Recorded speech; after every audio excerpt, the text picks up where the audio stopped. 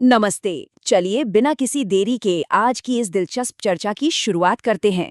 आज हम एक ऐसी कमाल की ऐतिहासिक कहानी पर बात करने वाले हैं जो ये साबित कर देती है कि अगर इंसान में लगन और निरंतरता हो ना, तो वो जन्मजात टैलेंट को भी आसानी से पीछे छोड़ सकता है।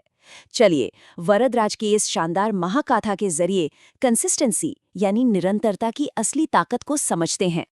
तो इस कहानी में गहराई से उतरने से पहले जरा एक पल के लिए सोचिए, क्या एक बिल्कुल कोमल और नाजुक सी रस्सी किसी ठोस कठोर पत्थर को काट सकती है? अगर हम भौतिक विज्ञान या अपने सामान्य ज्ञान के हिसाब से सोचें तो ये बात बिल्कुल असंभव सी लगती है ना? कोई भी यही सोचेगा कि पत्थर तो रस्सी को एक ही झटके में तोड़कर रख देगा। लेकिन सच मानिए, यही एक सीधा सा सवाल आज के हमारी इस पूरी कहानी की नींव है। अब इस कहानी के बैकग्राउंड को समझने के लिए हमें थोड़ा पीछे पुराने जमाने की शिक्षा प्रणाली की तरफ चलना होगा। देखिए, आज की तरह तब एसी वाले स्कूल या किताबों से भरी बड़ी बड़ी लाइब्रेरीज तो होती नहीं थी। तब शिक्षा पाने के लिए बच्चों को गुरुकुल जाना पड़ता था। गुरुजी के आश्रम में रहना, गाय चराना, लकड़ियां बटोरना और इन सब रोजमर्रा के कामों के साथ साथ पढ़ाई करना। मतलब शिक्षा सिर्फ किताबों तक सीमित नहीं थी, बल्कि पूरे जीवन जीने का एक तरीका थी।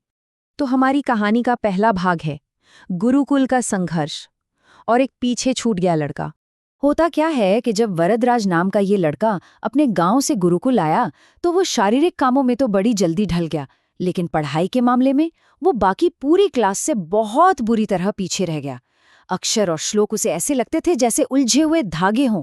गुरुजी भी समझाते समझाते थक जाते, पर उसे कुछ पल्ले ही नहीं पड़ता था। नौबत यहां तक आ गई कि बाकी बच्चे उसे मंदबुद्धि कहकर चिढ़ाने लगे।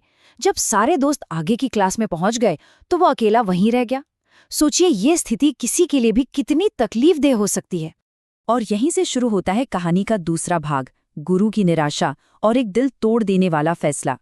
सालों तक कोशिश करने और बार बार फेल होने के बाद एक दिन गुरुजी ने भी पूरी तरह से हार मान ली।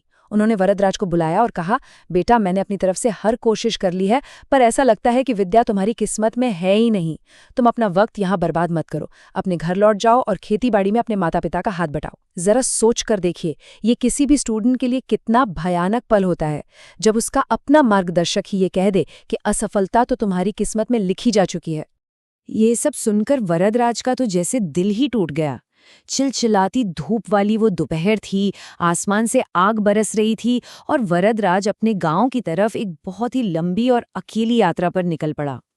उस वक्त उसके कंधों पर सिर्फ उसके सामान का बोझ नहीं था, बल्कि इस भारी भरकम बात का बोझ था कि वो अपनी जिंदगी में कुछ भी नया सीखने के पूरी तरह से नाकाबिल है।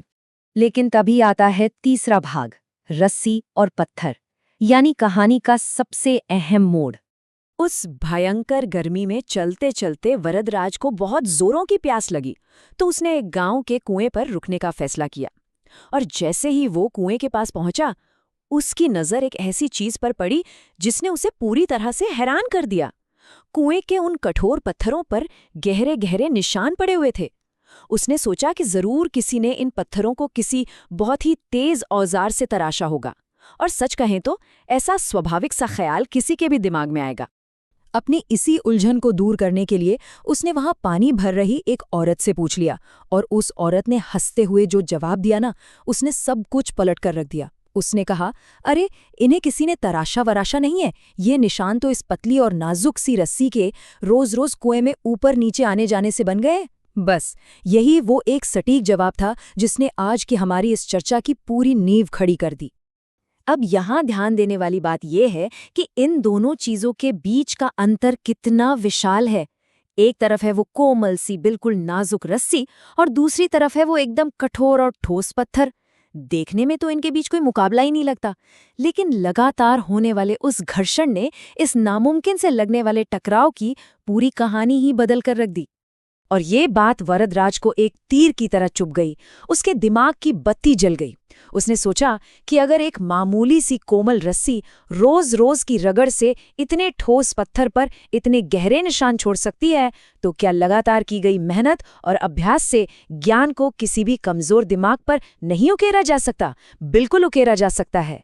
इस एक छोटे से विचार ने उसकी इस गलतफहमी को हमेशा के लिए जड़ से उखाड़ फेंका कि किस्मत कभी बदली नहीं जा सकती। अब हम आते हैं चौथे भाग पर, शानदार वापसी और एक अथक निरंतर अभ्यास। वरदराज ने उसी पल गांव जाने का इरादा छोड़ दिया। वो सीधे गुरुकुल वापस लौटा और गुरुजी से बस एक आखिरी मौका मांगा।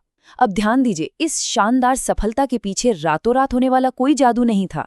इसके पीछे थी एक बहुत ही ग्राउंडेड, कठोर और अनुशासित दिनचर्या। सूरज उगने से पहले उठना, गुरुजी के पास बैठकर सवाल पूछना, चीजों को समझने और याद करने की जी तोड़ कोशिश करना। गलतियां होती थीं, बिल्कुल होती थीं, पर बिना निराश हुए वो बार बार इसी रूटीन को दोहराता रहा। इसे कहते हैं असली निरंतरता। और जानते हैं इसका नतीजा क्या हुआ? कुछ ही सालों के इस अखंड मेहनत ने गुरुकुल का पूरा नजारा ही बदल दिया।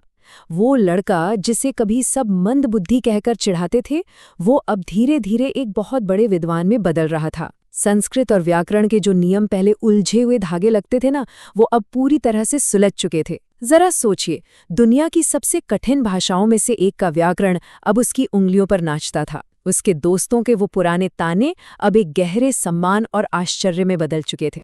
वरदराज की इस शानदार सफलता का ऐतिहासिक प्रमाण देखिए। लघु सिद्धांत कौमुदी, मध्य सिद्धांत कौमुदी, सार सिद्धांत कौमुदी और गीर्वण पद मंजरी, ये सब संस्कृत व्याकरण की बहुत ही जटिल और महान रचनाएं मानी जाती हैं। जरा कल्पना कीजिए, इतने ऊंचे दर्जे की किताबें उसी इंसान ने लिखी हैं जिसे एक वक्त पर पढ़ाई छोड़कर खेती करने की सलाह दे दी गई थी। है ना एकदम कमाल की बात। और अब बढ़ते हैं हमारे आखिरी भाग की तरफ, निरंतरता का चमत्कार, पत्थर को पिघलाना। तो असल बात यह है कि ये कहानी सिर्फ इतिहास की कोई पुरानी कथा नहीं है, बल्कि ये कोई भी नया कौशल सीखने और अपने अंदर के शक को मिटाने का एक अचूक मंत्र है। सबसे बड़ी सीख यही है कि कंसिस्टेंसी यानी निरंतरता ही दुनिया का सबसे बड़ा चमत्कार है। अगर मेहनत लगातार हो तो वो पत्थर को भी मोम की तरह पिघला सकती है। हमें कभी भी सिर्फ भाग्य या किस्मत के भरोसे हाथ पर हाथ रखकर नहीं बैठना चाहिए। अगर शुरुआत में कोई भी काम या विषय नामुमकिन लगे तो उसका मतलब ये बिल्कुल नहीं है कि हार मान ली जाए। अभ्यास से हर असंभव चीज को संभव बनाया जा सकता है। आज की इस चर्चा को हम एक बहुत ही गहरे सवाल के साथ खत्म करते हैं। अगर एक कमजोर और नाजुक सी रस्सी अपनी निरंतरता से ठोस चट्टान को जीत सकती है, तो इंसानी दिमाग का लगातार किया गया रोजमर्रा का प्रयास आखिर किस चीज पर विजय प्राप्त नहीं कर सकता? इस दमदार विचार को हमेशा अपने जहन में रखिए और अपनी किसी भी सीखने की यात्रा में इसी निरंतरता को अपनाइए। हमारे साथ जुड़ने के लिए बहुत बहुत शुक्रिया।